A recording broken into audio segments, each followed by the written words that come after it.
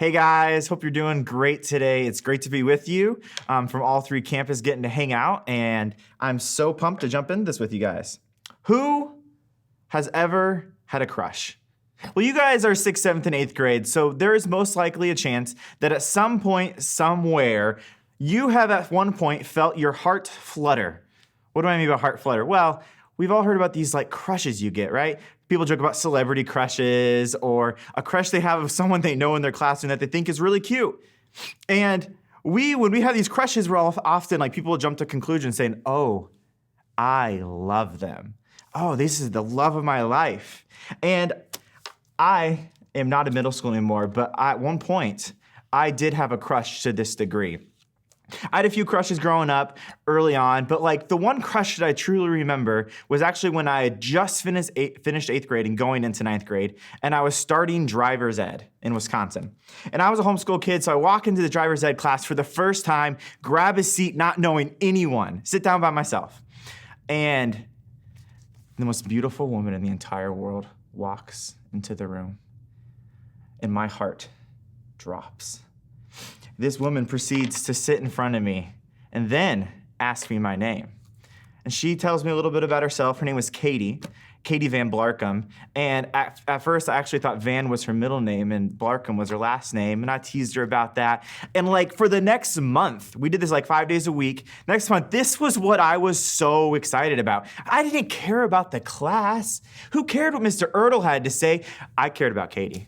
I showed up every day. My hair was made sure it was perfect back when I had hair. It was really important that I showed up because I was feeling some things.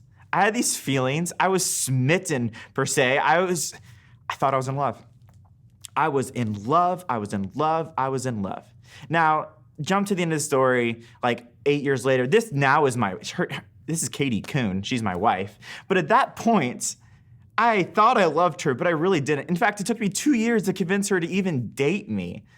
And at that time, I associated all these feelings I had, this crush, this, wow, I can't stop thinking about this person. I associated these feelings as this has to be love. This has to be love. Now, I love my wife, and she loves me now, but at that time, I would have to say I wasn't in love with her. I just felt some things. I felt some things inside about myself. But real love requires actually something else. It requires action.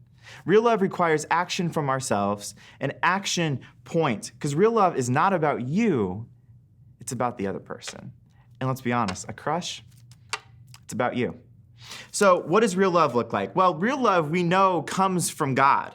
And in Galatians 5:22, the first fruit of the Spirit is actually love.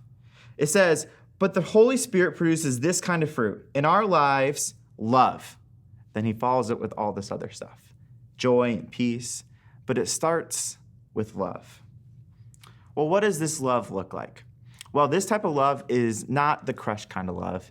It's the self-sacrificing, put other first, God kind of love. And we see in 1 Corinthians 13, actually, what God kind of love looks like. He gives the Apostle Paul gives the list, and it says that love is patient, love is kind, love is not jealous or boastful or proud or rude. It doesn't demand its own way. It's not irritable, and it keeps no record of being wronged. It does not rejoice about injustice, but rejoices whenever the truth wins. Love never gives up. Love never loses faith. It's always hopeful, always endures through every circumstance. In that list right there, we see what God love looks like. And it all requires action. It requires you loving another person. It's not about you.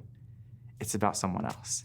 It's about the other person. This is a God, amazing, obsessed over you kind of love that we're supposed to give to everybody else. Not the Riverdale kind of love where you're jumping from boyfriend to girlfriend. No, that's not love.